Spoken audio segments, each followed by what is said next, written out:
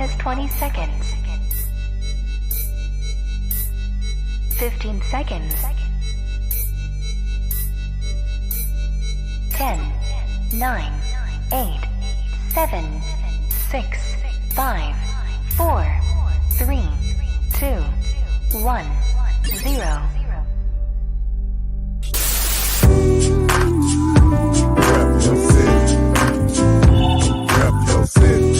Okay. Rep your city. Let me see the mic. Rep your city. Give me the mic. Rep your city. I got you. Rep your city. I'm gonna tell you about mine. Rep your city. It's time for us to go live, so rep your city. I really would appreciate if y'all roll with me. Feeling this music cause it makes me wanna step. And if you don't want it to, then you lying to yourself. Cause every time we party, we gon' have fun. I don't know about you, but I'ma rep where I'm from. Rep your city. Okay. Rep your city. Let me see the mic. Rep your city. Give me the mic. Rep your city.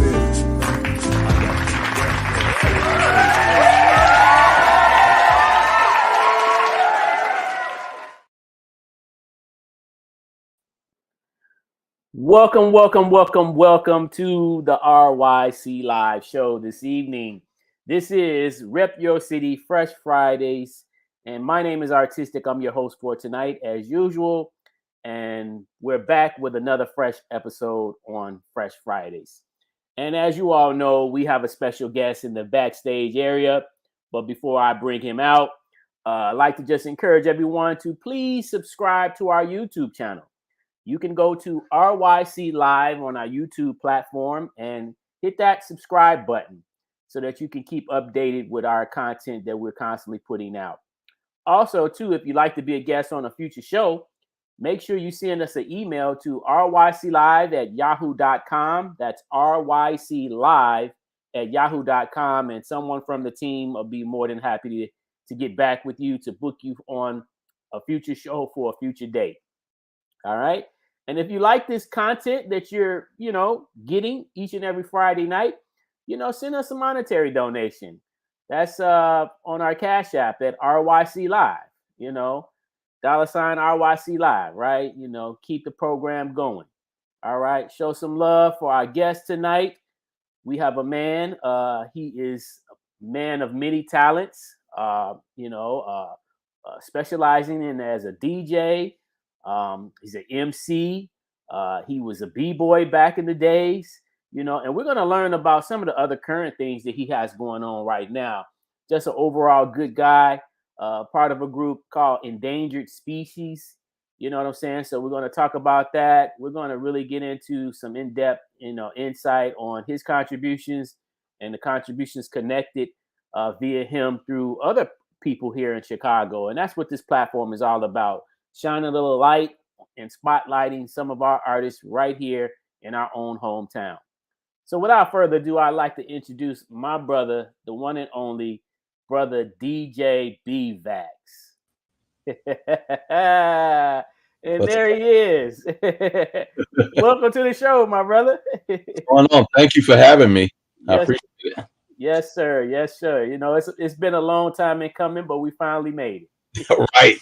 And before we start, let me shout out my man Heat Detector too. I owe him an interview as well. I couldn't make it, so I want him thinking like, "Hey, man." Yeah. So I ain't forgot about you, bro. Yeah. Sometimes we have busy schedules, and just we need reminders. We need encouragement. Just to kind of keep the ball rolling. But nevertheless, there's no ill will intended, right? Not at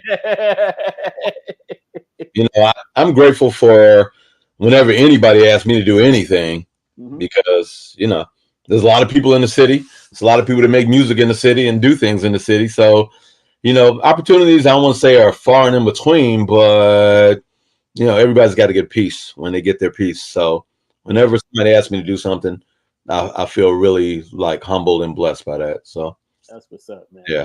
So hey, man, listen, I'm super excited. I want to go all the way back because that's what we do on this platform. And sometimes people be like, trying to stay away from me because they say, "Nah, I know artistic gonna go all the way back to the beginning." The beginnings are like, what was I doing? I'm hungry. What happened? But for me, it's a humble experience because, like, some people I know feel like that you shouldn't look backwards. It's almost like driving. If you look back too much, you can have an accident, right?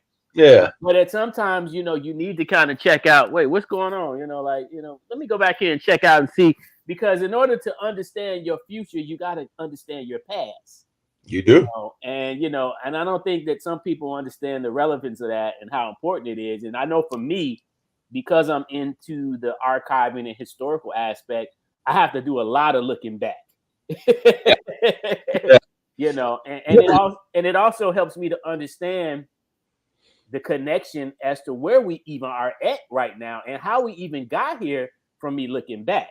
So, and I try to present it in a way to help other people to understand it as well. Were you going to make a point?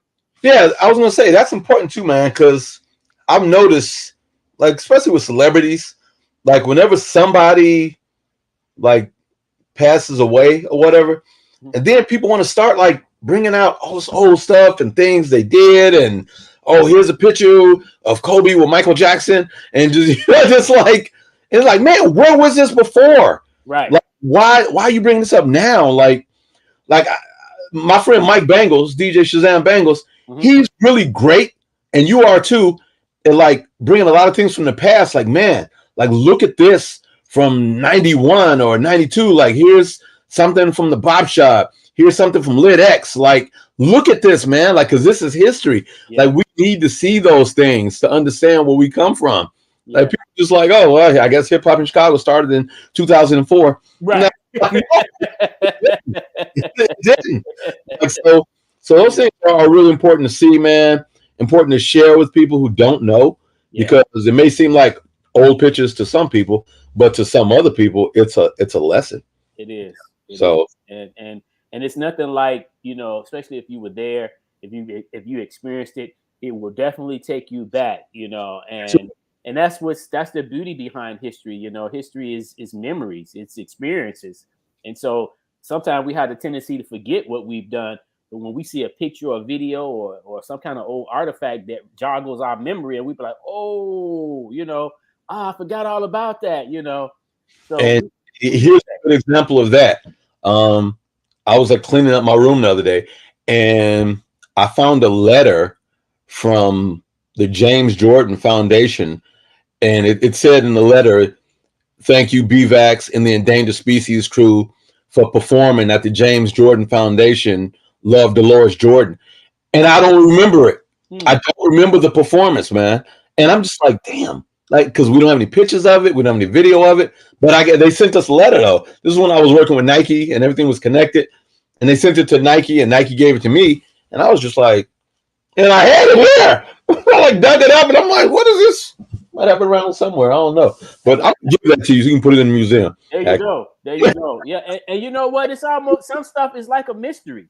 You got to actually go into investigation mode to try to figure out, what is this? I don't remember this. But then as you look into it more, you be like, oh, now I remember. The crew remembers, but I'm just like, we rocked at the James Jordan Foundation? Really? Yeah. But hey. Yeah. And see, and that's another thing too. We have very little evidence sometimes with what we've done. And we probably would totally forget about a lot of stuff we've done if something didn't present itself to remind us. I did totally forget about that. Yeah. And I found it. I was like, like one of the little rascals. Right. So let's go back for our viewers that's tuning in.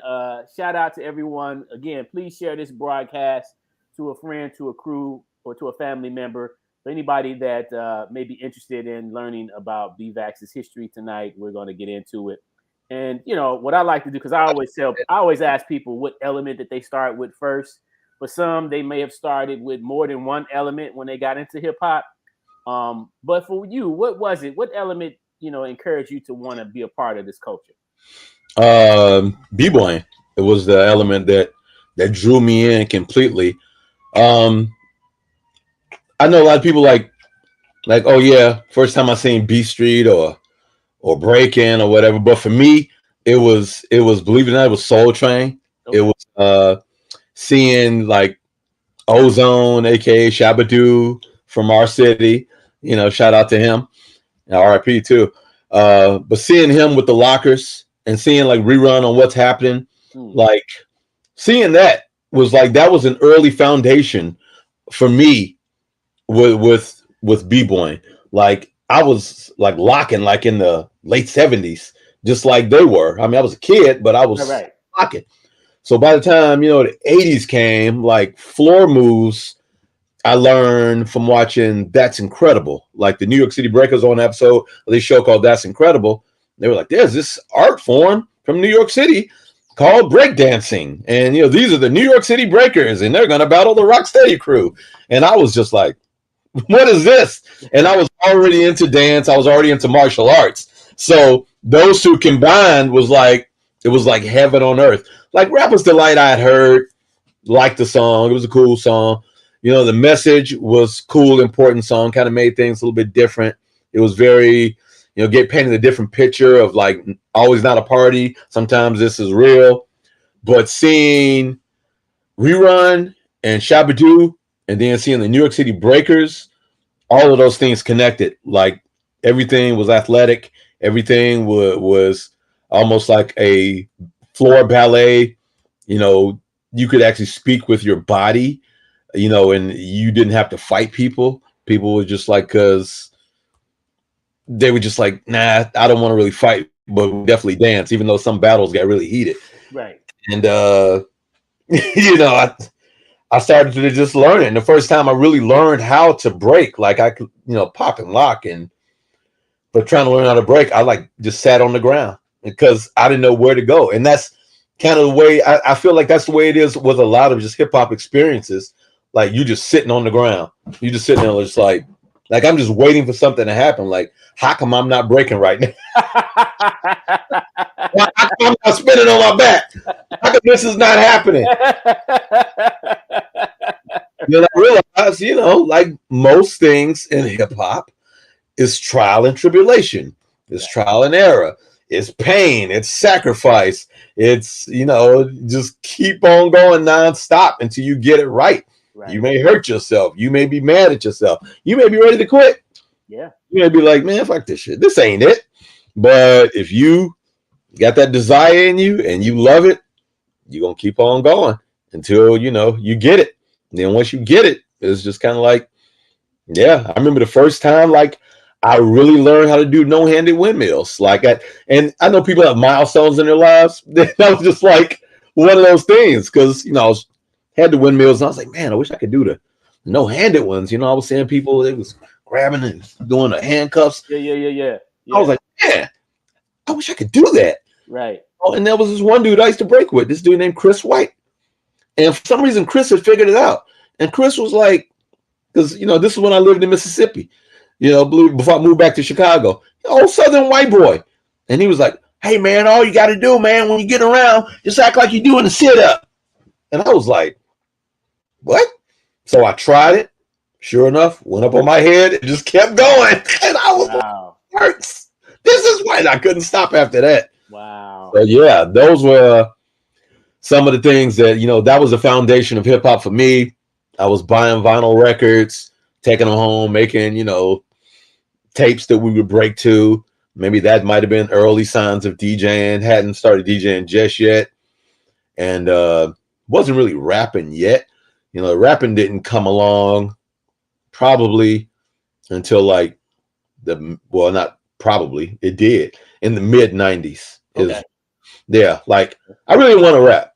Like when I joined the Dangerous Species, I joined as a DJ. I was going to be in Dangerous Species DJ, and we had another member of our crew who bounced out, and my partner Elevation, Eric, he wanted a third member. Like he was like, man, because we wanted a collective. This was the 90s. This was the time in groups, Tribe, Jungle Brothers, De La. So he was just like, man, B, like, why don't you write a rhyme? I wrote one song. He was like, all right. not bad. Wrote another song. And then it just kept going. Yeah. And here we are now, 5 albums later. Okay, now let's backtrack a little bit because we got quite a bit of I know, ground to cover. I just jumped. Now let's talk a little bit more about you as a b-boy, because I just, for the record, I want to know, did you start in Chicago or did you start in Mississippi? I started in Mississippi. Okay. Just quick backstory. I'm from Chicago. Before anybody was just like, oh man, he ain't from here. I grew up on 87 King Drive. I'm a Chatham kid. Wow. Yeah, I lived in Chicago till I was 12 years old. Okay. You know, I went to McDade Elementary, the whole bit. My granddaughter went there too, by the way. And moved to Mississippi when I was 12 because my grandmother was sick and my mother wanted to be close to her mother. Okay. Every summer I was back in Chicago. Okay. So I was back and forth, Mississippi, Chicago. But I spent a lot of time as a teenager there. I didn't move back to Chicago till I was 21. Okay. And so basically your whole high school years were in Mississippi. Yeah, my breaking years were in Mississippi, some in Chicago, but the bulk of my like battles, learning, doing stuff, and down south in Mississippi, like a lot of your battles, man, you had to kind of travel. Like because you battle some people in Mississippi, but wasn't a lot. I mean, luckily, the part of Mississippi I lived in was on the Gulf Coast, which was, connected to a lot of things. So if you go one way, you're in Alabama. So we would, go to Mobile, Alabama and battle people. You go another way, you're in New Orleans. I lived only an hour and a half from New Orleans. So me and my friends get in the car and we drive to New Orleans and battle people. By the way, got my lunch taken in New Orleans one time by these kids. They smoked me. I can say that. Like, I went to New Orleans, battled these cats, and they were better. Yeah, I don't mind saying that because sometimes you're gonna get beat. You're gonna have your lunch ate sometimes. Yeah. But it's also, it's a learning experience. But yeah, most of my years in Mississippi were my breaking years, I should say, were in Mississippi. When I moved back to Chicago, in '86. Okay. Okay. So now this is interesting because I don't think people understand that, because even for me, it's kind of hard to, because it wasn't my experience. I'm born and raised, and I've always been here in Chicago, right? But my family is also from Mississippi. I mean, people down south call Chicago, Mississippi North. Yeah. But to be able to experience hip hop in Mississippi must have been definitely different. And I want you to talk about it because I didn't get a chance to pull up the picture digitally, but I actually have a print. So, yeah. Here's our brother right here with his crew. Me and my crew. That's the electricity crew. We definitely had some serious battles back in the day. And believe it or not, I know people will look at that picture because it's from the 80s and like, oh, were you like the token black guy? Were you like, Turbo and the rest of the guys they sucked and you were good? No, those dudes could break. Like, seriously. Like, we all started out whack. Like, let's face it. Like, everybody who didn't break good at first, but they could break. Like the kid who had, I think it was the kid next to me with the Cherokee shirt on. That's Chris White. Yeah, okay. He's the one who. Which one? Him. Yes. Right here? Right there with the blonde hair. He's the one who taught me how to do no-handed windmills. Chris was a beast. And incidentally, Chris played football. You can't tell. He's kind of a big dude. Yeah. He was losing weight as he was breaking, and his mother made him stop. Because she was just like, you losing too much weight, you're going to like lose your football career. And, but like he had to stop breaking, and he went on to play college ball. And now, believe it or not, now Chris is a youth Christian gospel singer, and he tours all over America, like to packed houses. It's crazy. Like he's still in music, but it may not be hip hop. But sometimes we hook up on Facebook like we were so cool back then, weren't we? And I was just like, we were for a minute. So how many members do you recall you all having at that time back then?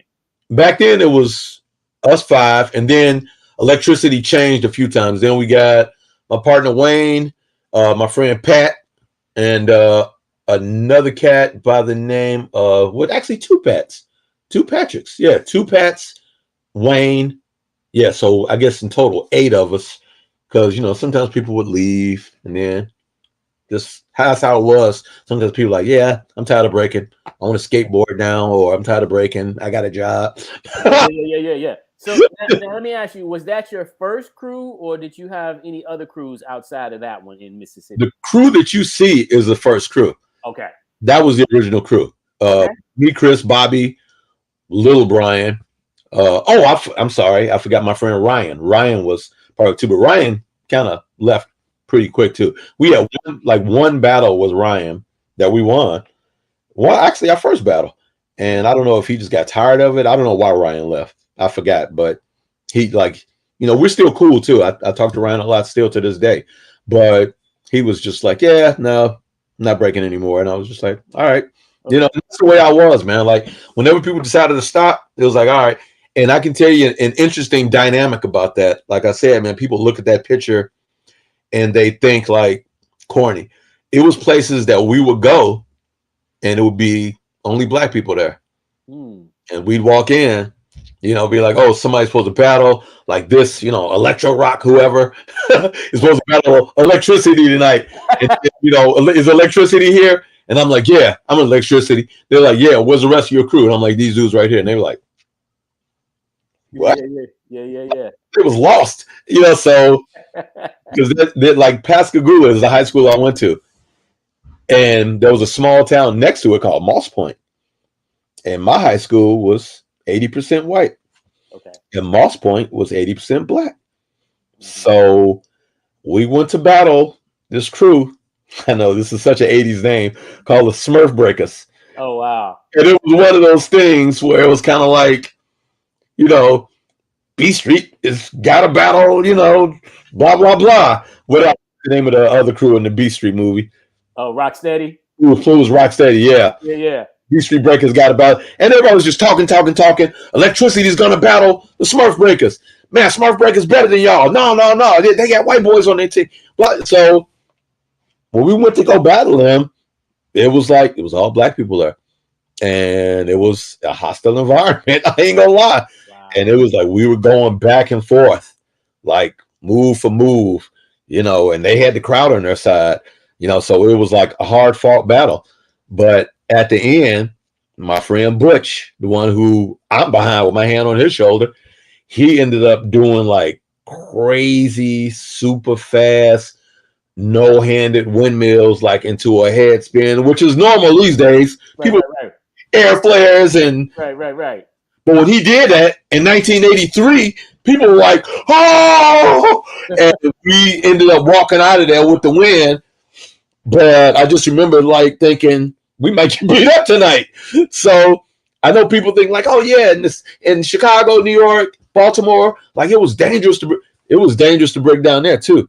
Same with the battle in New Orleans. Went there again, hostile. New Orleans, mostly black, and a lot of people was just like, y'all biters, y'all some posers, blah, blah, blah. They didn't say posers back then, but they were like, what was it one dude said? Because one guy was from New York. They said, oh, we perpetrators. Y'all perpetrators. Okay. Like, damn, really? So, they was like in our faces, and, the battles got heated because of how my crew looked. So, it would get really interesting. And, even though, we gave them a run, they ended up winning, but people still was like, y'all still got down. Like, damn, I thought y'all was going to beat them. So it was a lot of that, man. And it was really interesting. Now, let me just say this, because this is real interesting, too. You said 1983. Yeah. Okay, so for all of those that may not know, that was before the movie Breakin' and Beat Street even came out. Yeah. Okay, because that didn't come out until 84, those movies. Yeah. We learned how to break from literally TV. Okay. And Bobby, my friend Bobby, he was one of the only people in our neighborhood that had a VCR. And he taped everything that was breaking. He taped he would tape, what did Bobby tape for? He taped when, I think it was 84 though, But everything, anytime they was breaking on TV, the one video with Gladys Knight and the Pips saved overtime. Yeah. He taped the Young Turks video, Rod Stewart, the guy popping on the stage. I mean, on the roof. He taped that. Like anytime there was any kind of b-boying, some kind of way, he'd be like, hit the double buttons, and then he'd be like, man, you gotta jump this out, and we would sit there and just watch it over and over. Soul Train, like he would tape Soul Train every week. And if anybody was, they was doing like a little footwork or whatever, like they should do, and we'd be trying to emulate that. Like, man, we gotta get that. We gotta get that. So for you all to even come to become who you all were, it was because of the TV, what you seen on TV. I mean, in other words, was it anybody in the neighborhood that was always that were already doing it before you seen it on TV? Not in our neighborhood. Okay. Because also, we taped That's Incredible too. A bunch of times. Yeah. That's the one. That's Incredible. Like our training video. Yeah. Like in my high school, that I remember, and this was more pop locking than breaking. Okay. I remember there was this one kid. His name, I don't even know his real name, but they called him Bo Dollar, Mississippi. But Bo Dollar was like the first dude I ever seen like really pop and combine it with waving. So I remember him like before school even started, he was just outside and he had a boombox and he was playing Numbers by Kraftwerk. Oh wow! And it was like, and he was just, and I was just like, what the fuck is that? What is that? What is that you're doing right now, sir? Nobody panic. This is a stress ball. I was just like, what are you doing? Right. And he was just moving his shoulders. Now, because I've seen people, robot, right, kind of like regular stuff. But to see somebody wave, and this was before I seen Turbo, before I seen Ozone, Poppin' Taco, all of them waving, before I seen any of that, right. Bo was doing that.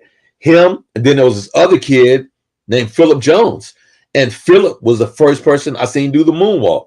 Literally about 3 years before Michael Jackson did it, maybe 2 years. Before he did the Motown? Yeah, before Motown. And Philip called it the spacewalk because I guess seen Jeffrey Daniels do it. Yeah. On Soul Train. Again, Chicago. I was like, man, what is that? He was like, man, it's a spacewalk. And he would always ask me, do it look like I'm walking backwards but being pulled forward? And I was like, yeah, it kind of does. Like, how did you do that? Like, you do that? I want to learn all these things. Like, this is like early foundation of hip hop, man. Like, people, I don't think understand or don't give the props to dance the way they should, because dance helped bring hip hop to the forefront. Like Breaking, B Street, these movies, man. Like, yeah, they brought hip hop culture to you, and you seen, rapping and graffiti art, but people were there in the 80s for the dance. We were there to see people break dance. Yeah, like that's what it was. Flash dance. We watched Flash dance so many times for that Little Rock Steady part. Yep. Just because. And I was just like, yeah. And then once I'd seen B Street, it all connected. Like Breaking, it was good dancing and breaking. The story was whatever the story was. I know they made it really quickly. They were trying to get a jump on B Street, from what I understand. Right. Took them 2 weeks to make Breaking, as history says. But B Street really showed you how everything connected, hip hop wise. It was like Ramon's a graffiti artist, Double K is a DJ, Lee is a breaker, and it was just like, okay, and they're all trying to get their respect. There's a promoter in the movie, just right. Promoters. Like there's a promoter. There's you want to get a girl, but you also want to be a b-boy. It's just kind of like all those things. The danger of it all. Yeah. Spoiler alert. If you haven't seen B Street, So, like all those things, man, it connected. And even though I was like, a breaker or b-boy, like watching those things, and I was a fan, Flash and Bambaataa and all that. I was just like, when I watched it, it all came together, and I was just like, okay. And that's, and they weren't even calling it the 4 elements back then. It was, right. These are just things that go together. Right. 3D goes with with breaking and DJing and MCing. Like this is the one thing under an umbrella called hip hop. You know, I was just like, man. Like you said, it was all visible, whether you understood it at that time or not. It was there. If you go back and you can go back and pinpoint that stuff even more, even today, and understand it even better. Because I was observing the fashion. People don't understand fashion is an element. You know what I'm saying? Yep. You had Grandmaster Melly Mel in there. He was an MC, so they had all the elements represented. Like you say, promoter. You know, superhero to me, dude. Huh? I said Melly Mel was like a superhero to me. Yeah. You know, the message, and he did, you know, step off. And then when he did B Street Breakdown, he, you know, I know like the first thing let Guy Smith do one part of it, but I know Mel. Yeah. Instead of hear him rap for like 10 minutes straight, I was like, That was a great. That is still one of my favorite classic hip hop movies, bar none. Yeah, it is my favorite hip hop, like B Street. Yeah. Like Bvax in it with Dougie Fresh. Yeah.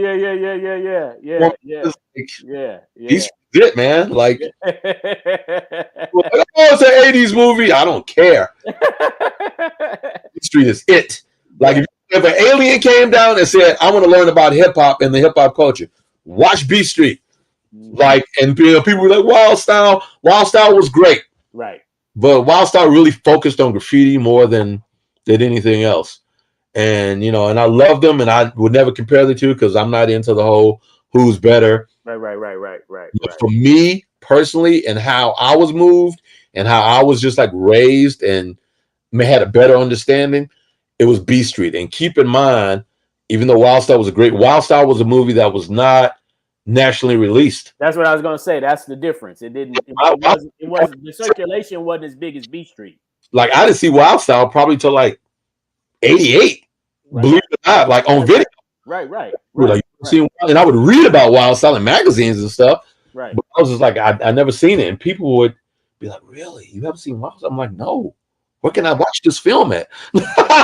Yeah, definitely. To this day, I still haven't seen the documentary, and I've heard about it a lot, Breaking and Entering. People talk about it all the time, and I've never seen Breaking and Entering. They're like, you ever seen Breaking and Entering? And I'm like, no. Right. Is it streaming somewhere? Like, because it's one of those things that's like hard to find. You can actually pull it up on YouTube. Okay, see. Yeah, that's the one that's with Ice-T in it. Yeah, I've seen clips with Ice-T breaking. I know Turbo's owner in it.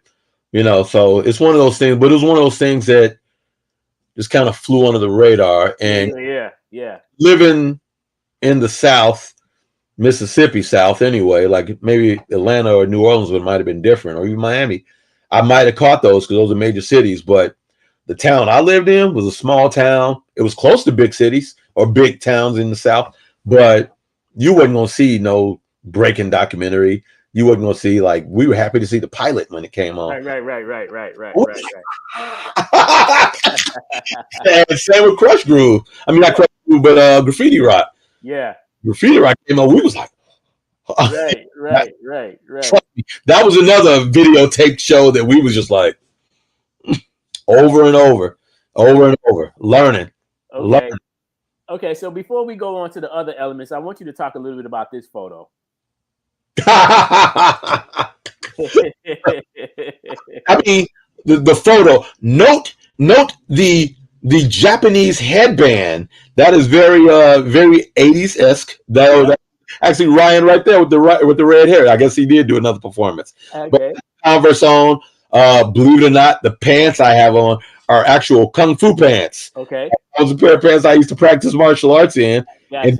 And then the sleeveless shirt by the company name Chams, Chams, sold at Chess King in the 80s. So I thought I was a bad boy. Still had a couple of muscles back then. Bvax had some hair. But you know, it was cool. Yeah. And that was with the electricity crew, right? That was electricity. I mean, we got gigs back then. That was a gig at the mall. Wow. People, and it was crazy because you think about it, man, like it was the 80s, and people be like, hey, can you, like, because, you know, they didn't have social media, cell phones. People call my house. Right. And my mother would answer the phone. Hello? Hey, can I speak to Brian? Is he in electricity? My mom would be like, what? Be like, yeah, the breakdance. Oh, okay. She was like, son, somebody want to talk to you about breakdancing. Hello? Hey, this is a manager over Senior River Mall. This week we're having, you know, some Christmas celebration or something like that. Can you bring your dancers over here? You got a boombox with the music. Come break dance for us. And we're like, yeah. How much you paying us? And they're like, oh, how's $200? And we're like, in the 80s? Right. I'm 18 years old, $200 split between 5 dudes. Let's go. Right. There was a lot of gigs like that, man. That's what's you up. Like having a wedding. Can you and your crew come break dance for us? Can you, you know, come to the prom and like do a little performance? Like we got paid to do a talent show at my high school. We used to get paying gigs. And it was like I didn't even think about that till I got a little older, probably like in the 90s. I was like, damn, I used to get paid to break. That was that's I mean, I know a lot of guys do now, obviously, and I hope they do. Hope all my b-boy friends get paid. They deserve to because hard work. Yeah. And again, like I said, that's the beauty of hip hop, man. That entrepreneur was in there before we even knew what it meant. It was already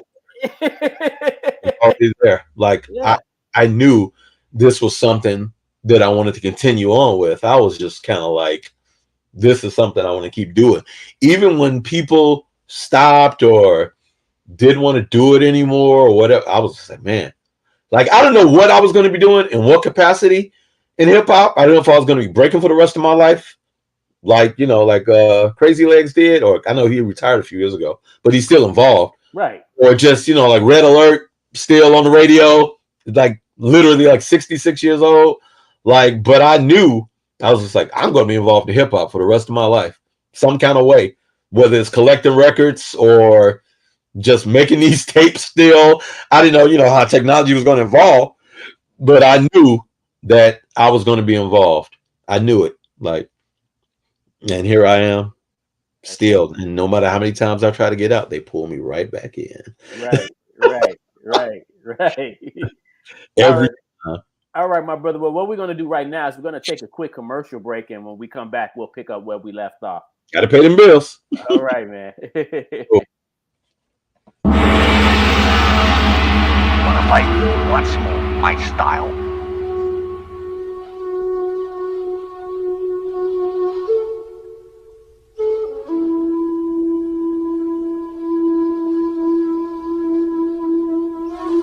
Fight me.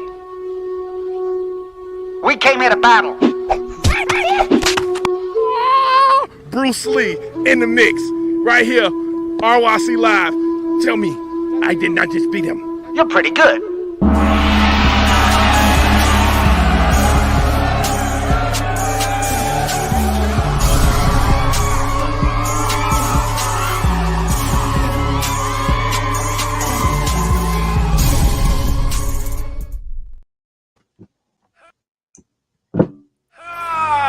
That's right, motherfuckers, we back in this bitch, repping the side. Spectacular vernacular, big styles like spatula. 8-ball, corner pocket, I drop shit. Kicking in your dough like Rambo. Negro, don't forget the mystery. If I wake up MCs, then I put them to sleep like 211 with pills in it. But if they got body, they probably got bodies. Starting to ass whooping poisonous like strychnine. Made in the image and likeness, my existence, the God. The city of haters, shady behaviors, hugging us are they favorite. I'm gonna lead us here, just to say the least. A&R's killing the game, now it's AR leaks. I wanna bring to you some lyrical demonstration and representation from some heavy hitter spitters. You know what I'm saying? First of all, let me explain the situation like this. JMD, Mr. Club Banger, still 80s hot, and ain't shit sweet on the bars unless it's Bailey shot. Never will a hater have me acting out my element. If you wanna battle me, I battle you. The only way you win, I've got on the side of you. Straight to the point, 8 bars, metaphors, punchlines, and no mumbling. Shouts out to Chicago MCs, reppin' they city, showed up and showed out. Enough said, and no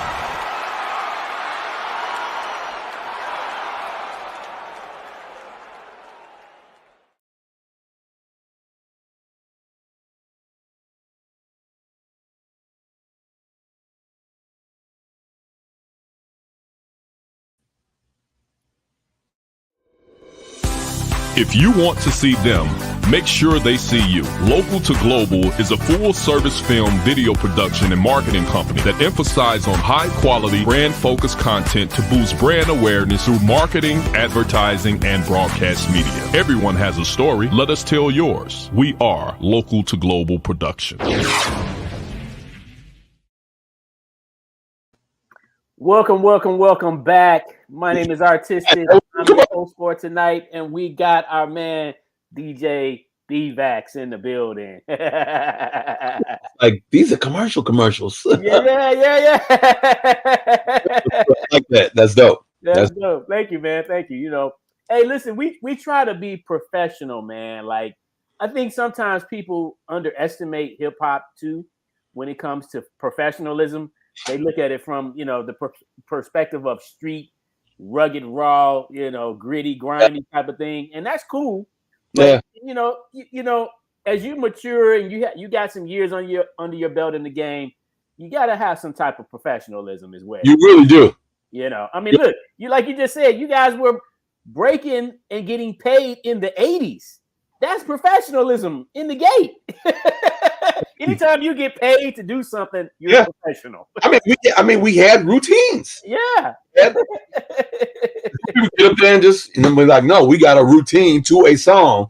Like, so for this song that went for like 5 minutes or whatever, everything was choreographed.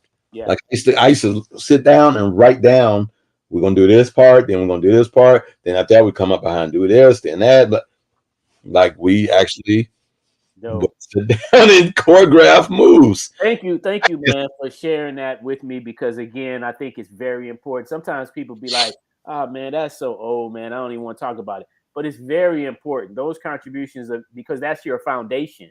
Yeah. And those are steps, milestones that help lead to who you become as of to who you are today. Yeah, it really is. Like, people, I don't know why people always want to leave the past in the past. If it's something that was not positive, I get that. Right. Try to move on. Right. But if it's something that built you up from where you are, like, I think that's always something you should always look back to. Like, I love a lot of, like, on professional basketball players, you see them at college games, the colleges they went to, because that's where they started. Yeah. Like, I see Jordan at a North Carolina game, you know, and he's just like, yeah, because this is where it started for me. Like, yeah, I'm Michael Jordan from the Bulls or whatever, but this is where it started. North Carolina, I was a little kid with a little fro, and I was a freshman and hit that shot. This is where it started for me. And same with me.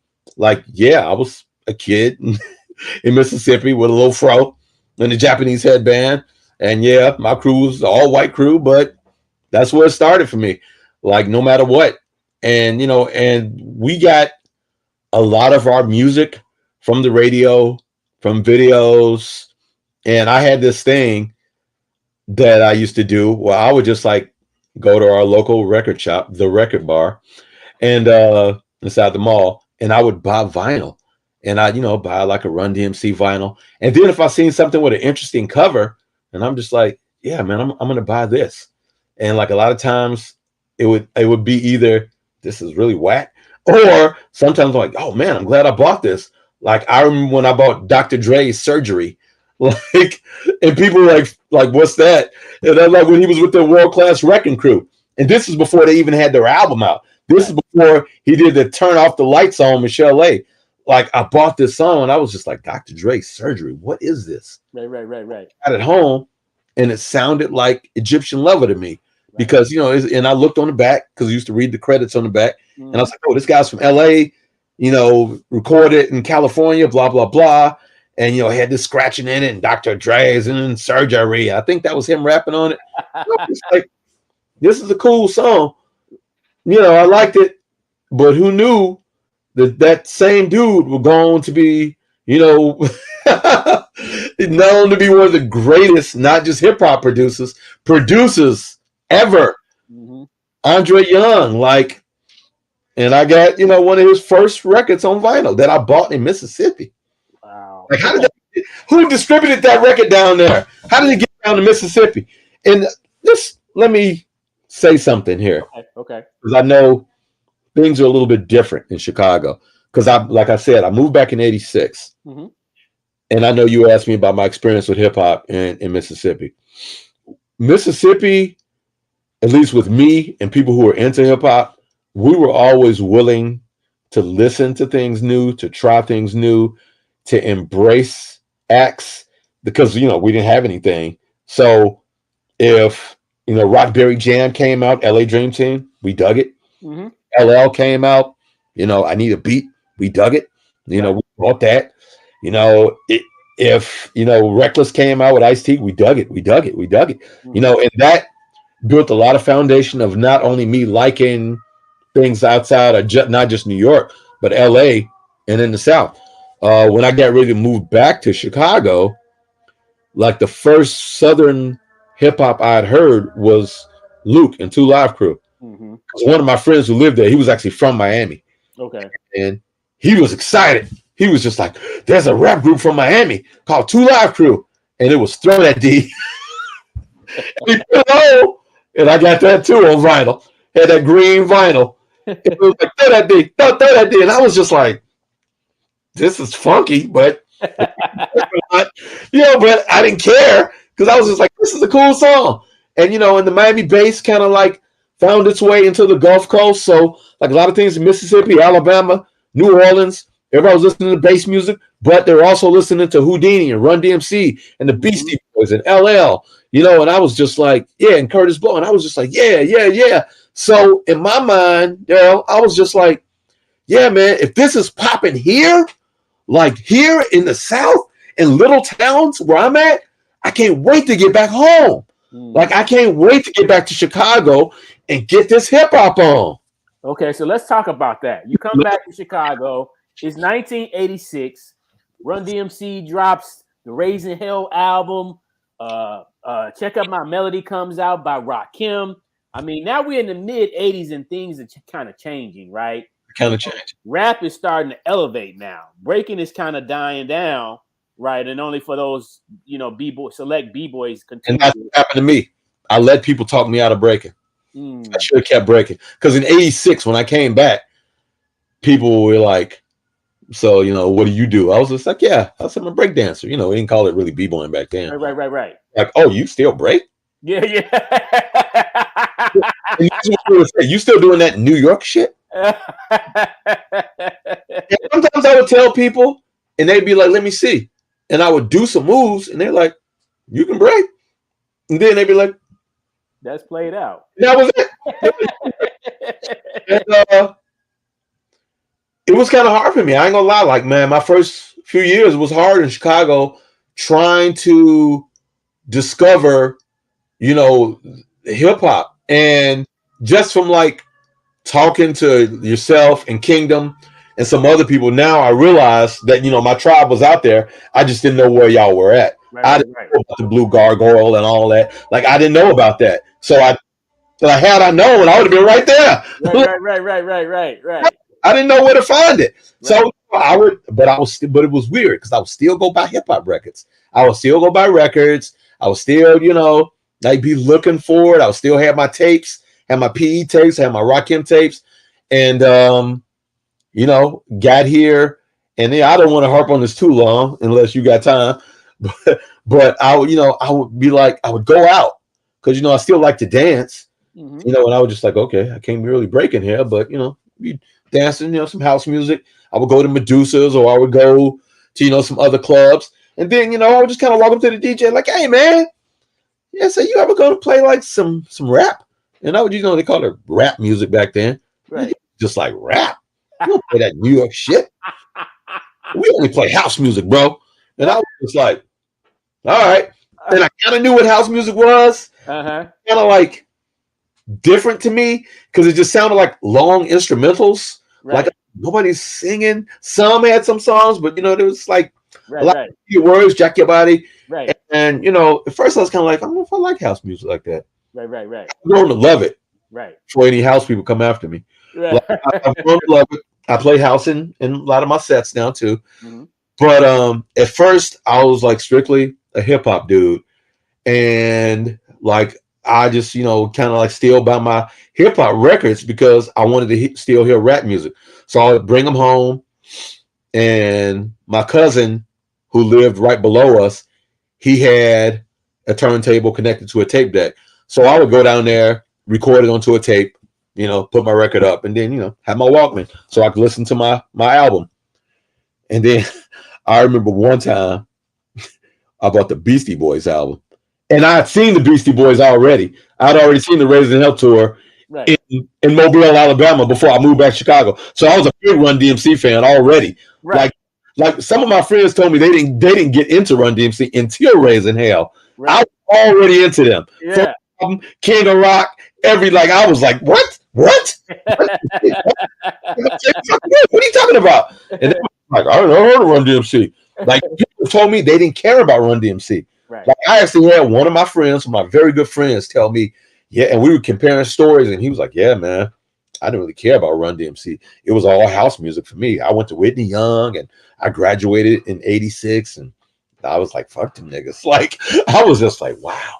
So that was interesting to me that Chicago was so opposed to like just hip hop, especially considering how Steve Dahl had treated disco music, which led into house music. And I was like, okay, so you seen a person kind of like ostracize a form of music, but now y'all are doing it.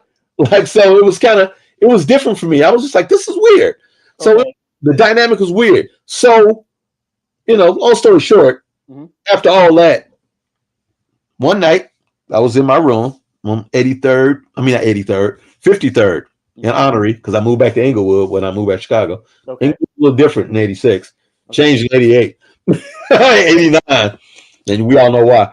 But I'm just like, you know, listening to, I think, either GCI or one of these Clear Channel stations, and I was just like, man, they are not playing like what I want. So, you know, I like all kinds of music. So, because, you know, going to a mostly white school, I was a rock guy too. Love rock music. Okay. Jazz music. You know, my mom was big time in gospel. Like, I was just like, man, so I'm gonna find something different to listen to.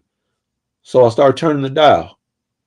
And I turn it all the way to the end. To 88.7. And it was but I heard just boom, boom, boom, boom, boom. And I was like, damn, is that Just Ice? like, am I listening right now? Am I hearing rap? Like, and I got on my tape, got my boy, start taping. And hey, what's up, man? This is JP Chill. Right now, you're listening to WHBK Hip Hop Show. DJ Quick Hands about to do a mix. I was like, yo, I found him. All right, so let me just give a correction. So that's 88.5. Yeah, 88.5. I'm sorry. You go. Okay, yeah. I think wrong. I felt like I was wrong. And I was going to ask, what kind of radio stations were you listening to back then? So yeah, there you go. Okay, yeah, so, exactly. Yeah. Like, I mean, R&B all day on GCI, and then at night it was, you know, Frankie and Farley and, you know, and Gene Hunt and, you know, and the Hot Mix 5, you know, which legends, great guys, amazing DJs. But I was just like, man, I wish I could hear me some hip hop right now. I really love my hip hop music. You know, I'm just like, should I move to New York? Like, I was just like, man, like I came back to Chicago thinking this is a big city. Like, it was popping in LA. It was popping in New York. Pretty sure it was popping in Philly or Baltimore or whatever. I knew it was popping down south. I knew that. So I was like, Chicago, my home, it's got to be popping here. I was wrong. For a minute, I was wrong. Okay. And I was just like, man. So when I started listening to it, I was just like, man. And HBK didn't always come in the best, as we all know. Right. Well, I was just like, you know, with my boombox, trying to get that right. And you know, when I would sit there, and like, HBK would put me to bed at night, man. But then I would wake up and my tape would be ready. It was like a prize in the morning. I recorded my tape, put it in my Walkman, and I worked in Marshall Fields at the time, get on the bus or the train and listen to what, you know, some of it was staticky, but at the same time, like, man, like, okay, like this song is cool. First time I heard Public Enemy, heard Rakim, KRS-One. Like, I don't know what made JP Chio do that, or whoever was doing it, the people at HBK who decided to do, you know, the hip hop music. But I was, you know, I'm forever in their debt. Like, I'm grateful for that. And, you know, and I know other college radio stations did it too. KKC, shout out to, you know, Third Rail, and he's still doing NUR. Shout out to Third Rail once again. For sure. Oh, and I know LUW did it for a while too, Loyola Radio. But yeah, University of Chicago, Higher Park Radio, WHBK, they did it for me, man. And, you know, Tego, shout out to Tego. That's my man. Brother Tego once. That is my brother Tego. He like they tried to get rid of Tego, and Tego came right back. Like spirit. Like, nah, son. This ain't him and Mario. They're like, nah, this ain't over. Okay, so how did it, like, I'm just trying to understand on this timeline, your connection to the community of Chicago hip hop. Was it HBK or was it some other things? It was not HBK, believe it or not, because HBK was just, for me, it was just me and my tapes with HBK. Okay. And that went on for years. So for the most part, from like 87 to like 89, it was just like tapes. And, you know, just going out to parties, but, you know, Medusas, AKAs, Coconuts, a lot of house parties, but not that. And then I would go to hip hop concerts, which was interesting too, because I would go to these hip hop concerts, the Def Jam tour, the Nitro tour, you know, Fresh Fest. You'll go to these concerts at UIC or whatever, Rosemont Horizon, and I'm just like, okay, all these hip hop people here, how come what parties at in the city? Like, go to the shows, so I knew they were there. That's what made it so frustrating. And then I go places, and I'm like, hip hop party? They're like, no. Right. Oh, but they were happening. I just didn't know about it. Right. I should have you back then. I should have. But yeah, they were happening. But like probably around like 89, 90, I can remember going to there's that place, AKAs. Okay. I remember the DJ mixing in Don't Believe the Hype. Okay. And I remember, I think it might have been Ramonski Love was hosting the show, because Ramonski's a hip hop head. Right. He might have told him to play it. He was like, yeah, welcome to AKAs. We play all the soul, R&B, house, and we even play some hip hop. And I was like, yo. So they started playing it. And, you know, I noticed people were into it and everything. And I was like, okay, that's cool. So in 92, I'm sorry, because I'm jumping ahead, only because I had my son in 90. So things changed in 92 or 90 because I had, you know, a kid then. So obviously couldn't go out as much. Right. And his mom was still together. We went out sometimes, but it wasn't like you just out there. But to answer your question, my community, 92, I'm working in Marshall Fields. I'm eating lunch. This light-skinned kid comes up to me. Hey, man, every time I see you in here, you always got your headphones on, eating your lunch, eating your sandwich. Man, what you listening to? And I was like, Public Enemy. He was like, oh, shit, I love PE. And I'm just like, really? And he was just like, yeah, man, PE, man, Run DMC. Starts going down his, and it turns out that was Elevation. Eric, the guy in the same group with me from Dangerous Species. And I'm just like, oh. So we connected on some stuff. Started talking back and forth. A little bit after that, you know, I left Marshall Fields, got a job at the Hilton. And it was weird because Eric had quit Marshall Fields too. And we both went to the Hilton. And then he was like, yo, do you know Richard Thomas? You know Rich? And I was like, no, I don't know. He goes, man, Rich, he's in the hip hop too. And I was just like, oh, shit.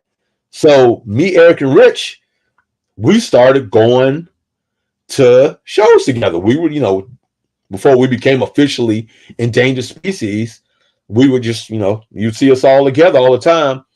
And, you know, just as far as community, it honestly started for me probably, man, like with Duro's parties, Lower links. Lower Links, Okay. Elbow Room, without a doubt, the Elbow Room, Okay. and yeah, Lower Links, and and believe it or not, I didn't get a chance to go to like Lit X. Okay. I had a chance to go to like the Bob Shop because, like I said, by that time I had a kid, and Right. so I wasn't always like, oh, I can be out to 4 a.m. Right. Like I wanted to be, but trying to be a responsible father, Right. like I got to be here for my son. Mm-hmm. So, but when I got chances, I tell his mom like, hey, I want to go out with Eric and Rich tonight. You mind watch the kid? but yeah, she was gracious enough to do that. So we cut our teeth, man. They would come over too, and we would go over things. But yeah, it like especially it was easier too with Elbow Room because it was Monday nights. So it was like I'm not going out on the weekend. Like, can I just go out on a Monday? Mm-hmm. And she was like, all right, Monday night, fuck it. Yeah, so we would go out Monday night, and Jesse De La Pena, 33 and the Third, Pumpin' Pete, Elements Crew, Dirty. Like they opened up a whole world of people that I didn't know were even around. And once I started talking to these people, and they like started talking about different things like the Blue Gargoyle and Lit X and things like that, I was just like, I don't know nothing about that, but Yeah. And then things just began to connect. So after a while, by 94 is when Endangered really was just like, yeah, we should start a rap group because Eric and Rich, they could rap and like really rap, and they would come over, and I had like a little mic, and I had a lot of instrumentals on vinyl, and I would just spin the vinyls, and they would be just freestyling or saying written stuff, and and we would tape them, and these were like our little early mixtapes, and I'd be like, man, we listen, and I'm just like, man, we got something here. It's like we really like should start a rap group, and so we started the group. We had like 3 rappers, me as a DJ, then we had a producer. Producer went on his own, did something else, and then one of the MCs went on, did something else, and then we met DJ Ricochet, and Eric and Ricochet were close because they worked at the same place. Found out that Ricochet could make beats, and we started like going over Ricochet's house literally like every Sunday. Like even if it was a Bears game on or whatever, we would just go over there and just like bang out music or just come up with ideas. And it got to the point where like we would just have our kids with us too. Be like, yeah, I got my son with me. Be like, yeah, I got my son with me too. But they be sitting there, we can coloring books, McDonald's or whatever, and they was happy. Right. But we be talking and stuff, and then eventually we became a crew and started doing shows and stuff, and people just started recognizing endangered species as kind of a force. We had a chance to open up for like some big acts, open up for like Too Short, opened up for not opened up, we went to the Apollo, went to the Apollo. Oh, we opened up for Diggable Planets too. Okay. And yeah, went to the Apollo, did the Apollo, did not get booed. Because that's the thing people say, we went to the Apollo, did you get booed? Right. Get booed. Like it was a lady who used to like, I forgot her name, but Rich knew her, and she would take Chicago acts to New York to perform at the Apollo. Like, but you had to go through like this talent show at the Sabo Museum. And I don't know if she even, like, it was a big talent show. It was like 20 acts. So you would go through them and people would like either love you or hate you. And we made it. Like, we were like, damn, we made it. Like us with Steph Star, the singer, because she was singing a hook on one of our songs. And that lady was like, yeah, I want to take y'all to the Apollo. So, what year was that y'all went to the Apollo? Oh man, that had to be either 99 or 2000. Oh, okay. Yeah, because it was before 9/11. Okay. So yeah, it was because what year did Supreme Clientele come out with Ghostface?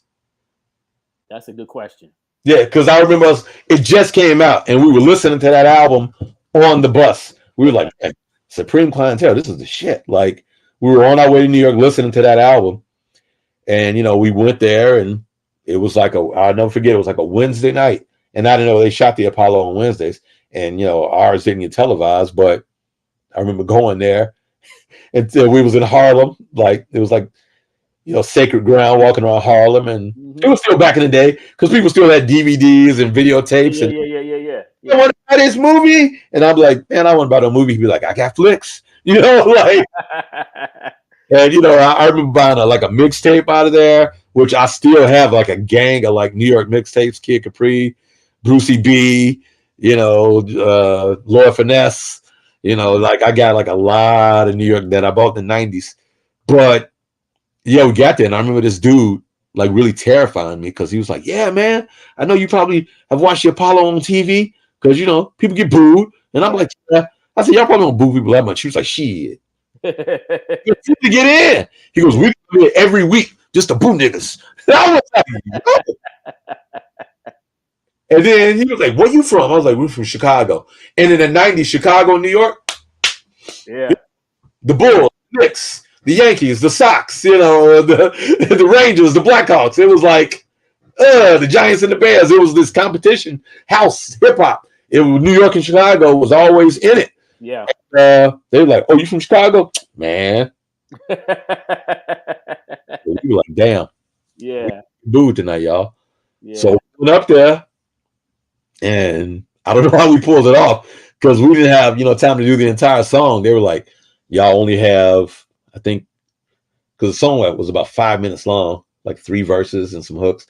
They're like, y'all got like 2.5, 3 minutes." And back then, that was unheard of as a song. It's a lot of short songs now, but we were like, "Damn, really?" So we had to kind of like edit it, like to do a part, just do like 8 bars. Let Stephanie sing the hook, do part of yours 7, then just like close it out. And we did it. And we were like, shit, we didn't get booed. People were like, and we were second running up. Nice. And the person that beat us was a gospel singer because you can never beat gospel at the Apollo. I don't care if you break dancing and you put on bubbles, you can rain at the same time and spin it on your head. You're not going to be the gospel singer at the Apollo. That's what's up. Yeah, I don't care if you got a monkey doing mathematics up there. Like, she up there saying, "Jesus," people go, "Ah!" Right. That's a great experience, though. The experience was amazing, man. Like, yeah. And back then, I knew it was special, but I didn't really like hold it dear to my heart until I got older. And once I got older, I was like, I've been on a stage at the Apollo, like the Apollo Theater in Harlem. That's kind of incredible. Like, what's some of the spots that you all performed in Chicago? Like, because I just want the viewers to get an overview of. So we're talking about 3 members here, and by the way, it was 4 of us too. Okay. So mention the stage names of the other artists because you went by Bvax, right? Bvax, Elevation, Nocturne, and then we had DJ Ricochet as well. Okay. Yeah, and Ricochet, he's more of a house guy, so he just like kind of started doing more house music things, producing and DJing and stuff. We still cool, but he just did something different. But as far as like places that we performed, I guess the James Jordan Foundation. For sure. I don't remember. And believe it or not, man, it was to back to my point of Chicago being competitive and tight. Like we used to have to make our own shows back then. Like we were one of the first hip hop acts to do a show at Sub T upstairs. Like we put it together, like booked the place, booked the other artists and did a show upstairs. Like I got that video footage somewhere. I need to find it again. Nice. We kind of started out at this place in Lincoln Park called the Tin Lizzie. It's right on Clark Street. It's still there. It was a bar that one of my friends bartended at. And he was like, "Man, y'all want to do a rap show here?" We're like, "Yeah." So we went there and then we just started inviting other people. Like, that's how we met Shadow and DJ Allo and just a lot of different, and I think Akbar came through and like we just started meeting people and, DJ SP1, like just doing shows at Tin Lizzie and people still come to me like, "Man, we used to do them shows on the north side at Tin Lizzie." And I'm just like, yeah. The Note, you did the Note a few times. And the only thing that I don't want to say we regret it, but we always were sad that we didn't get a chance to rock the elbow room. Okay. Like it was one of those things where it's kind of like I knew it was kind of like you have to kind of be in the know, honestly. I don't want to call people gatekeepers or whatever because we were just coming up, and Dangerous Species was a relatively new group at the time. Okay. And like we would ask, I would give people tapes, whoever, like, hey man, here's my group, and maybe we weren't that good. Maybe they would listen to our demos and be like, but and understandably so, and that's fine because compared to them, like Dirty, MF, and Spo, they were sharp. Water Room was sharp. Elements of Nature was sharp. Spillani's was sharp. So if you didn't put us on, like some of the other members would kind of be like, oh man, fuck that, blah, blah, blah. And I'm just like, nah, man, maybe we're not there yet. Right. And at the time we weren't. And maybe people didn't realize that, at the time. But I think one of our biggest like proven points, just like battleground wise or just seeing us, is there used to be a place again on the north side called Abner's Yard, and it was in Wrigleyville. Okay. And they used to do talent showcases up there like every Friday, and people would get up there and they would get booed, they would get ran off stage because the host, what was his name, Randy Ray, I think he was a comedian. Okay. What he do? And he would be like, yeah, man, this dude have been trying to rap and he sound like he need to be rapping Christmas paper. Just saying shit like that. Just like tearing people down at the same time, being funny, keeping the show moving. And then one night, like I think one of my friends' uncles had owned the place. And I asked her, could we perform there? She was like, yeah, y'all can perform here, but this crowd is wild. It was a rowdy ass, Wrigleyville Northside crowd combined with people coming from the South and West Side because they knew, hip hop was there or a talent show. And they, they would either like boo you or whatever. It was like the Blues Brothers with the chicken wire at the country bar. And I was just like, damn, okay, we're going to get up here. And I think that those performances are on YouTube right now, us at Abner's Yard. Okay. Up there, and we rocked them. Like, rocked them. I ain't even trying to brag. But they were just like we're performing and people are holding up their beers. And, So that was one of the times where it was kind of like, okay, we got something. We got something here. Okay. Before, we had dropped the Soul Brothers album, we were just like, we got something here. And people like started to respect us and just doing shows throughout the city, things like that. Okay. So Let's talk about the discography of the group.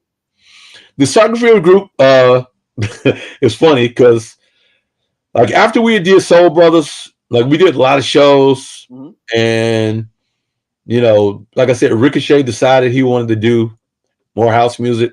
I don't know if he was burnt out from hip hop because there were some things, hip hop shows aren't always perfect. Right. Or these mics don't work. Oh, guess what? You're going on late. Or like I can remember one particular time we did a show in St. Louis. Drove all the way to St. Louis. It was us, Third Rail, and Akbar.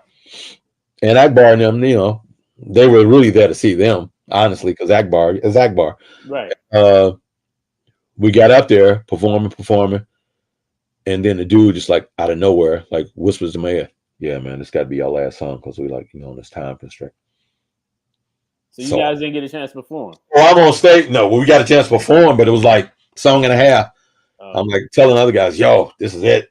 Like they were like, what, how you like communicating on stage and people like, what are you talking about? And I'm like, the show's about to be over. And they're like, why are you saying this to me, Max? And I'm just like, well, the promoter just told me this is it. So yeah, it was one of those things where we had to like get off stage. And the crew wasn't happy. They was mad. We was like out in the street, like going back and forth, and I'm trying to tell people to chill, and they just like didn't want to chill. And so it was just like a lot of frustrations that happened here and there with things. And then after we started to work on our second album, again, people just start going in different directions. People start having more babies, and and when you have more kids, the times started getting different, and you can't always get together. And then at one point, some people just like, I'm not doing this anymore. Like, this is not what I want to do. So for a while, and just family things happening, just life.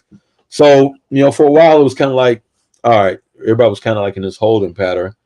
So me myself, being me, because I'm just telling you our discography, because I consider my discography Endangered Species discography. Okay. Don't get it twisted. People are like, oh, Bvax, you got like a lot of cool solo albums, which I guess I do, but at the same time, my brother's always with me. That's the way I feel. Like I feel like a Q-Tip album is a Tribe Called Quest album. Like, I don't care if it's Q-Tip. When you did Getting Up, that was Tribe Called Quest, bro. Right. I've heard people listen to my songs and be like, is this Endangered Species? And I'm like, yes. So when we were kind of like, not to getting together like we normally were, and things were changing. And keep in mind, I'm older and my son was older.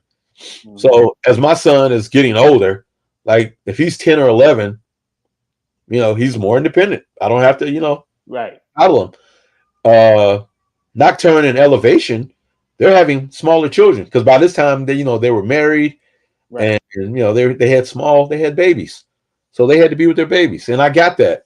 Right. But I still wanted to rap, so I went on tour with Cool Herc, and SP1, and I met this is connecting again with other people.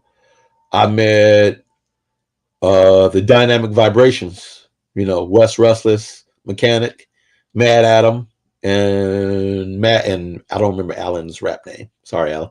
But met them, and also we did some stuff for Cool Out Chris too, and Cool Out did like a remix on the Soul Brothers album of Soul Brothers title track. Okay. So Cool Out was like, man, I got like a little beat. I think you could rap on, man. You sound good. It was a song called "Can I Get Some Change," and I did it, and I was just like, all right, that's a song. And then Wes had heard it, and Wes was like, man, I like that song you did with Cool Out. He goes, I make beats too, man. I got some things I think you can rap on. And he let me hear a song called Tonight, which I ended up doing with him and Lady Flipside. Okay. And then, like, I don't know what happened. Like, one thing led to another.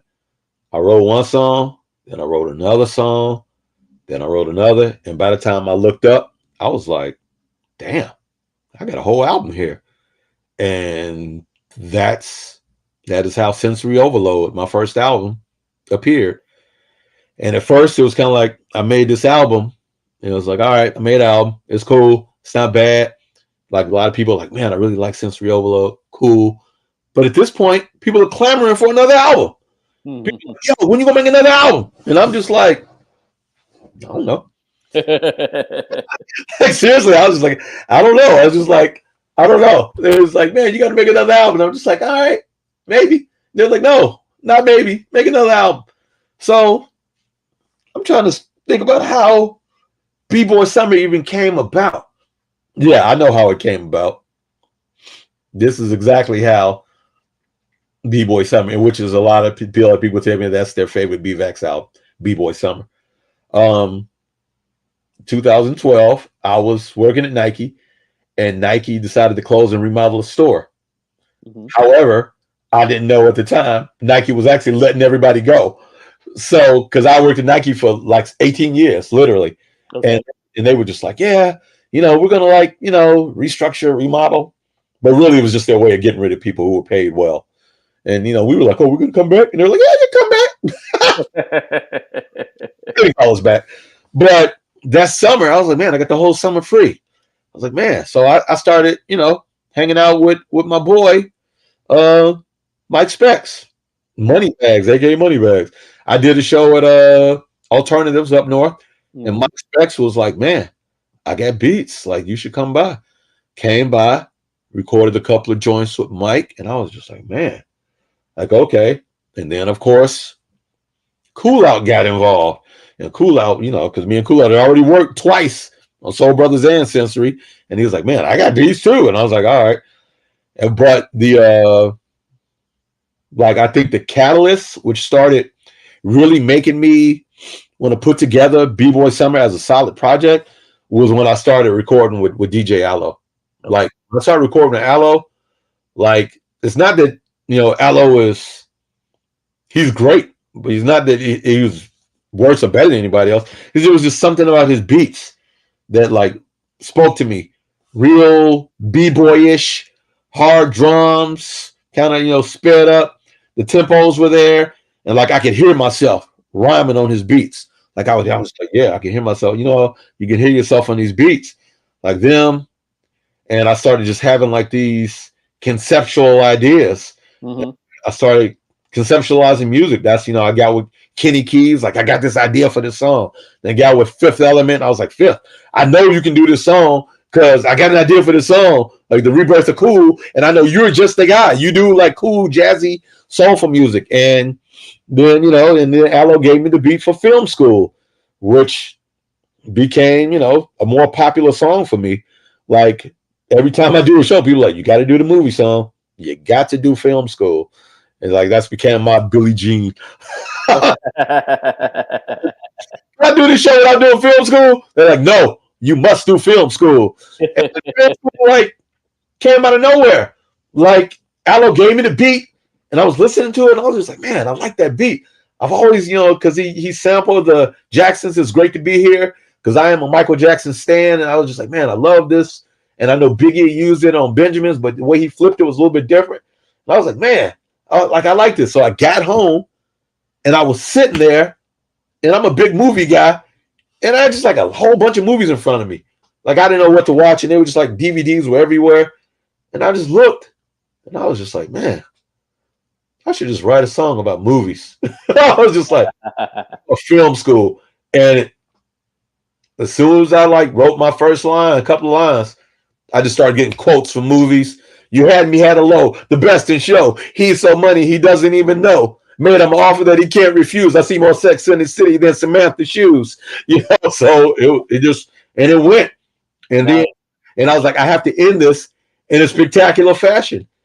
And the way I was like, what was like one of the most shocking moments in movie history? And for me, it was at the end of Empire Strikes Back. And, you know, and I was like, I crushed competition when I swing the magic sword just like King Arthur. Then I was like, Luke, I am your father. In the studio, I came out the booth and Allo was like, yo. And every time I do that song at a performance, I end it, people are like, yo. Like, damn. And my man Heckle, God bless his soul. Heckle was such a fan of that song and that album. He used to tell you got to have Be More Summer by Bvax and Film School. Woo! Like, man, I miss Heck so much. Yeah. He was definitely a great inspiration. Heck is the one who put me in Shower Rock. Okay, that's what's up. Okay, so now tell us a little bit about how can anyone that's not familiar with your music, how can they find your material? Just like Shaquille O'Neal says, just Google me. Google me. It's everywhere. iTunes, okay. Amazon Music. Okay. Bandcamp is the preferred because remember, kids, when you buy music from Bandcamp, the music goes directly to the artist. Like if you get on Spotify, which I'm on Spotify too, or Amazon or iTunes, probably like I got a check from Spotify once for like 83 cents. Like, but if you go to Bandcamp, bandcamp.bvax.com, you'll be able to purchase music and listen to it or whatever. And you know, all proceeds go to the artists, especially on Bandcamp Fridays. They take a little bit out, but not as much. But you know, and you can go to my website too, brianvaxter.com. Okay. Yeah, pretty simple. Like everything's connected on Facebook, Instagram. So yeah, it's pretty easy to find me. That's why I can't commit any crimes because people recognize me. Like, and I'm not talking about like on some star shit. It's just like this face. Maybe I'm too expressive with my face. Like, I've had people come into my job, my regular 9 to 5 where I work, and people are like, didn't you DJ at Wicked Park Fest? Right. Didn't you rap at this one? And I'm just like, that's what happens. I remember you. One dude came in the other day speaking about Nike, and he was like, didn't you used to work at Nike Town? And I was like, yeah, like 10 years ago. Yeah. I remember you. I remember you, man. That was just, damn. Yeah. No, I did wrong, dude. Like, people gonna know. They're like, yeah, Bvax did this shit. The more work you do, they can't forget. They, because you're in the front of that's just like somebody recognizing Michael Jackson. Everything he did, how could you not remember him? Well, nowhere. I love those pictures of Michael in disguise trying to go to the movie. I'm just like, come on now. Like, what's wrong with you, dude? Yeah, it was funny, man. It was funny. Yeah. Yeah, but yeah, discography. I'm sorry, like I went off on a tangent. Then after that, made an EP with the Vintage, which is J Dot and Aloe. Mm-hmm. Cool. Then I, just put out the latest album that came out last year, Residential Tourist. Okay. Which was just, an ode to living in Chicago and just enjoying Chicago and loving all the things that it entails, because you can be a residential tourist in this city. Yeah. And to, fast forward from the past to the future, Endangered Species is working on new music too. So that's what's up. Yes. What did we just talk about? Know your past, connect to the future. So, that's how close we are. Like me and my brothers, we never was never like, oh man, but this. It was never that. It was just like, all right, you cool, you did your thing, and then we like even when we do an occasional show, like we don't rehearse. We get back on, and people are like, "Yo, y'all in sync." Like how? I'm like, we just connected like that. We get on the stage and form like Voltron. Yeah. Now, if you had to define your style of a DJ, what would you say? Man, I would say I don't know because yeah, hey, that's me. Yeah. Because there's layers to this thing. Like some people. I just interviewed a DJ last Friday, go by the name of DJ Ram. Okay, and he described himself as what he would call an open platform DJ, meaning that he plays pretty much, all genres of music. So, I thought that was interesting. Some people have specialties, and things of that nature. So, and not to cut you, Daryl, but yeah, man, mine is, I guess you could call it an open platform. Okay. When I first started, I was just like, I'm a hip hop DJ, but I realized that just calling myself a hip hop DJ was doing myself a disservice, right? Especially since I was raised on soul and funk and rhythm and blues and jazz and gospel. Like that was the foundation of hip hop, those musics, and it's like a lot of other different music that is there that people like. I don't play that. All I play is hip hop, or all I play is house. Even when I play different music, people are like, oh, I thought all you played was hip hop music. Right. I don't like that, man. Right. People trying to pigeonhole me. I never have. If you think that I'm just gonna play just all hip hop out of set, I'm gonna give you a whole acid jazz set. Mm-hmm. Like, okay, you think I'm just gonna play hip hop? And a lot of my DJ heroes are like that. Like Jesse Della Pena's like that. Mm-hmm. DJ Jazzy Jeff is like that. These are guys, Grandmaster Flash. These are guys that that I look to, and even one of my heroes is DJ Third Rail. Yeah. Like even though Third is strictly hip hop, that's Third's lane. That's what he does. I respect this dude, and I know Third can play whatever he wants to because I've heard some of his New Year's Eve shows where he's like, yeah, usually I play hip hop, but I'm just gonna play the music I grew up on, and he'll play electro and samba and some different kind of dance joints from back in the day. And I'm like, see, Third can play whatever he wants to play anytime, but he just chooses to play on Dedicated, which is fine and it's dope. But at the same time, I like to mix it up a little bit. I guess if you like ask my style, I would say surprise. Okay. That's what's up. That's what's up. Yeah, like I DJ'd at the Silver Room a few months ago, and I mixed in this song that Mike Love did. He did like a mix of Fela and the Rock Boys with Jay-Z, and I mixed it with a Janet Jackson song. And somebody walked over to me and they were like, "What is going on over here? What's going on over here?" And I was just like, the least thing you would expect. Like, and to me, that is the sign of a great DJ. People that keep you on your toes. Like, I've always, tried to improve on what I do.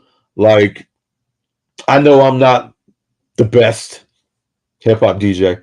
I may be good to some people, but to me, I'm always like, I can be better. Definitely not the best house DJ. Like, always trying to get better at that. I've never been a battle DJ. Like, I can scratch, but I'm not Qbert. I'm not, Invisible Scratch Pickles. I'm not, RTS or any of the CTA crew, which, big up to those dudes. Those dudes are amazing, like just to be able to be in, in that realm. But I respect each and everybody who does that because I know the work it takes. But I like to, just be kind of like a Swiss Army knife when it comes to DJing. Like, oh, we need a couple of house songs. All right, got you. Play a little hip hop. All right, got you. Soul. All right, got you. Can you do a couple of cuts? All right, I can. Whenever people ask me to cut on a song, I tell them, I was like, well, I'm more premier than Qbert. So right. Bunch of transformers and crabs and flares.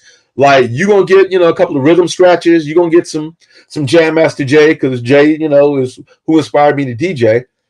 So, when people hear it, they're like, all right, if you listen to some of my songs, like, I would say probably 90% of those, I did the cuts on them.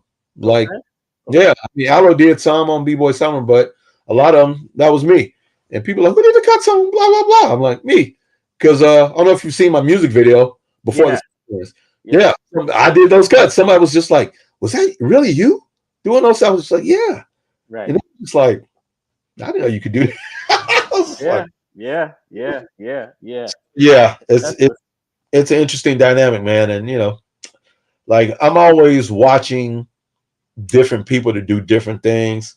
A lot of kids are doing different, like, tricks and mixes, especially, with the way mixes are set up now. Like, now you get cue buttons and, the faders are really smooth now. You ain't got to work them in and oil them and all that stuff. So things are different now. So the technology has grown and people are able to mix differently and be more creative. And the creativeness is really what's separating a lot of people. Like, you go to some parties and, sometimes drunk people just want to hear what they want to hear. Right. You do that too. Like, if y'all want to hear a bunch of top 40 stuff, all right, whatever, give me my money. But if I'm doing, like, say if I do Sub T, I want to play like some remixes of some stuff. I want to play like some stuff you may not have heard before, or you may not expect me to mix something with something else. And you just like, the fuck? So I do, like, if you come to Soul and Saki, you'll get that. Like, whenever I play my first of the month thing, I always mix it up. And people in the Saki bar kind of like, what you doing over there? They kind of raise their glass, like, all right. So those are the, and you got to know your audience. That's all, man. Yeah. And I think that's what it is, just knowing your audience. So just like my hero Bruce Lee would say, style with no style. Like, I don't really be like, I'm this. I'm this guy. But like, yeah, no. Yeah. Like, Limits with no limits, man. That's cool. Well, listen, we're gonna get ready to conclude, but before we do, I want you to talk a little bit about your experience with coming to the Chicago Hip Hop Heritage Museum. Never heard of it. I'm just kidding. I'm kidding. I'm kidding. Before they just like, man, Bvax ain't shit. Uh, man, hey, with the fellas. That's the crew right there. Yeah. Yeah, for sure, man. The Chicago Heritage Hip Hop Museum is one of the greatest places in Chicago, especially if you're into hip hop. My experience going there the first time, I think I was with my wife, and we came out to see you. And yeah, it was me and Felicia. We went in there, and I was literally floored by how great it was. Not because I was up on the wall, but the fact that you and Kingdom took out the time, the effort, and the energy to even be like, we need this. Let's do this. Right. And because a lot of people don't do that, man. Right. People are so busy. What can you do for me? Can I rock this show? Can I? But you guys, man, y'all are giving to the community, man. And that's what I love about that place, man. It is a place that we've needed for a long time. Mm-hmm. It's a place that needs to be there forever. Like, it needs to be a Chicago landmark because, you can take your kids there. Yeah. And like if you have a kid, and when I say kid, I mean like a 16-year-old, and you tell them, hey, man, like I rap or I DJ or blah, blah, blah. This used to happen. And they're just like, I don't believe you. Or proof or it didn't happen. Right. The Chicago Hip Hop Heritage Museum. Or I think that should be a place for field trips. I really do. Yeah. Okay, you went to the Field Museum. You learned about some dinosaurs. You went to the Shed Aquarium. You seen some sharks. Now, let me take you over here to Chicago Hip Hop Heritage Museum. It's more than Kanye and Common. Like, great representatives and brand ambassadors for us.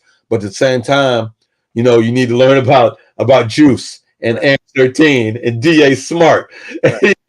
Right. Just like learn about these people. Issa Ella. Like learn about these people, man. Learn that, we have a deep hip hop history here. It didn't start in the 90s with, with Common and Twista. Like it started way before then. So, it's an important place. It really is. Like I know New York has one, but New York's going to be New York. New York is all, they got their own thing. It's whatever. I'm not hating on New York, but I think it's important for Chicago, just like with our jazz music and our blues music, that hip hop be recognized because we are a city deep, deep, deep enriched in different forms of music. And we're well enriched in it. Like if you were like an artist from Chicago, you the shit. If you're a rock dude from Smashing Pumpkins, if you were a singer like Shaka Khan, if you were a rapper like Common, like if you were a DJ like Terry Hunter, you the shit. Like, and this museum will prove that. Like you get in and you like all these people on the wall, they the shit. Like, so it's important, man. Like I can't, and I need to get in there and perform too. I that much, I see. Yeah. So yeah, that's something I want to do. Okay. Yeah, man. Like that's what's up, man. It's a dope place. That's thank you. Only way I can describe it. It's a dope place, and thank you for having it.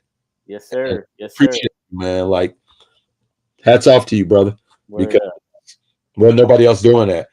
People, and you probably felt this way when you made it. People were kind of like letting it go. They were letting go of our history. Yeah, and that's the main reason why we wanted to do it, because like you said, it was needed. Like when I went to New York to see their museum, they didn't have a picture of us on their wall. Of course they didn't. You know what I'm saying? So I'm like, okay, no problem. Common Twista, literally, World Records has history.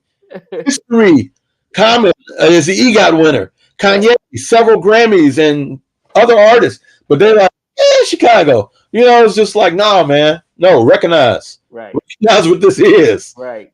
That's why Michael Jordan made him so sick, because he was born in New York and we still gave it to him. So, yeah, that's what's up, man. And people know that too. Like I did an interview with Ron Fest, and he was like, Chicago is the battery of the world. And when he said that that was a good quote. I was like, oh, good quote. Oh, that's stuck to me. That's I'm not taking you. I'm taking your words, brother. Like he's right. You Yeah. tell where you go in the world, you tell people from Chicago, and they recognize something. They're like, "Oh yeah, yeah, Kanye, Michael Jordan, blah blah blah." They know. Yeah. They know. They Yeah. know Skyline. They know, man. When movies are filmed there, people are like, "Oh, beautifully shot. What a wonderful city." Like, yeah. And I talk to people every day traveling. I'm like, first time here, yeah, Chicago's great. Nothing like I heard on the news. I'm like, stop watching Fox News. Yeah, man. So what would be your word of advice to any up and coming DJ or dancer or anybody that's trying to practice some of the elements of hip hop? What would you suggest to them? What would be your words of advice? Man, practice is the key word. Mm-hmm. Practice, be original, Mm-hmm. and network. And when I say network, I don't mean tag 75 people on Facebook. I mean go out there and meet people, right, and find your people, find your tribe, find people with like minds. I've seen a lot of younger cats coming up that are doing exactly that. Like, if you have to go to Sub T on a Tuesday night for a year, you've met a bunch of MCs. If you gotta, go to some DJ battles, if that's what you're interested in, mm-hmm. meet some people, man. Meet the CTA crew. Meet, the guys from Intel Music, Sean Rocker and Illinois, and meet those dudes, man. Meet people who are out here actively doing it. Connect yourself with the Chicago Hip Hop Museum. Learn the history, before you get into this culture, because it is a culture. And I think if you do all those things, you'll be all right. Don't worry about money so much, because everything is not always about money. Right. Get some open mics, hone your craft, test your skills, always be ready to perform. Just be ready all the time. Like, whether you think you're good or not, just be ready. Because there's been times where I thought I was ready and I tried anyway, and I wasn't. I was in a battle in 1989, 88 at Neo's up north, and I got smoked. I was just like, I'm gonna battle this kid. There was some white kid, and he was, and I like lost my breath, didn't have breath control, and I was like, and he said some, funny, goofy, yeah, your feet stinking, blah blah blah, and people were laughing, and I was like, damn, I got smoked. I got smoked by this kid. But it taught me, though, like, if you ever in another battle, be prepared. Yeah. You just go up there and be like thinking you're gonna win just because you got a couple of rhymes written down or whatever. Right. And and I can just give you, and I know you're pressed for time, one last experience that recently happened about 3 or 4 years ago. Me, Microphone Misfits, and Danger Species, we opened up for Crucial Conflict at the Subterranean. Okay. And that performance is on YouTube too. And I was DJing. And I'm thinking, it's Chicago group. Let me play some Chicago hip hop. So I'm playing like Lupe, Common, and people begin to boo me. Oh, wow. Because there was a different crowd. It was Crucial Conflict's crowd. And it made me go back like, wait a minute. This isn't backpack, boom bap. This is West Side. This is, hoochie coochie. So I flipped it and started playing footwork music. Saying that's what I mean. Be ready. Outside, but work it. Man, after that, had them. Rest of the night, had them. Bvax. So when things like that happen to you, man, just be ready, man. Just be ready, because you never know. You never know when your moment's gonna come. And even after I got on stage, Wild Style was like, man, he was killing him. He was killing him, dog. And so it's like, I was like, thanks. Yeah, like you say, you got to learn how to read your crowd. So man. Yeah, read the crowd, and but just don't be afraid to try.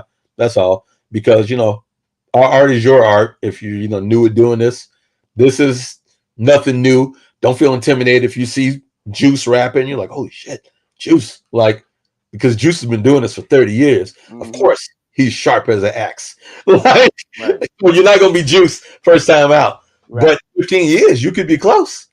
Maybe. That's what's up. But hey, man, listen, thank you, man, for coming on the show tonight. We appreciate you, man. I enjoyed your show, your history, and looking forward to what you got coming in the future. Yeah, you know what I'm saying. And yeah, man, like you said, maybe you gotta schedule a time to come down to the museum and do a short performance there. We just had D.A. Smart there last night. I seen that. Yeah. Walk with me. Yeah. The greatest Chicago hip hop songs ever. Yes, sir. And then July 27th, we're going to be doing a historical photo shoot right outside of the museum in front of the property there. I'm aware. I've been. Yeah. So in my ear like last year, like last summer. Yeah. Need you to be there. Yeah. So we got a lot of great things coming. You know what I'm saying? We got the Olympics coming in August. So B-boy is, the B-boys and the B-girls are going to be able to be. And they talked about that in '84. Yeah. Like, no, that people can't be in the Olympics. And I was just like, hey, who knows? Right. Here we are. Right. So, so hip hop is definitely well and alive. But man, thank you once again. Send a shout out to your wife for me. Will do. And look forward to seeing you soon. Hopefully we can still make a time and a day to get together where we can meet at the museums, because I would like to get some more current photos of you. You know what I'm saying? Just some just because it's archival season, man, and we want to make sure we get our have a great archive on our own artists here. You know what I'm saying? We're going to also do a vinyl set in July. Okay. So we did one before at the museum, and it was really great. The only thing is you got to play all Chicago artists. That's the only difference. That's the only thing. So it's a Chicago vinyl cipher only. For that, because I just truth be told, I don't have a whole bunch of Chicago hip hop on vinyl. Like I'm which wasn't coming out, but ain't even front. I don't have a lot. I should have went back and got some, but I got a few here and there. I got some Rubber Rooms and some some what's the Gravel Records when they was dropping stuff, all natural. Okay. I got some. Okay, that's what's up. Yeah, that's the only way we're going to be able to spread our history is by us doing it. You're right. Right. So that's it, man. All right, my brother. Well, peace out. We will be back again next Friday, right here on the same platform, same time, 8 p.m. every Friday night at 8 p.m. right here with another fresh episode. Same bat channel. Yes, sir. Thank you. All right, my brother. Peace out.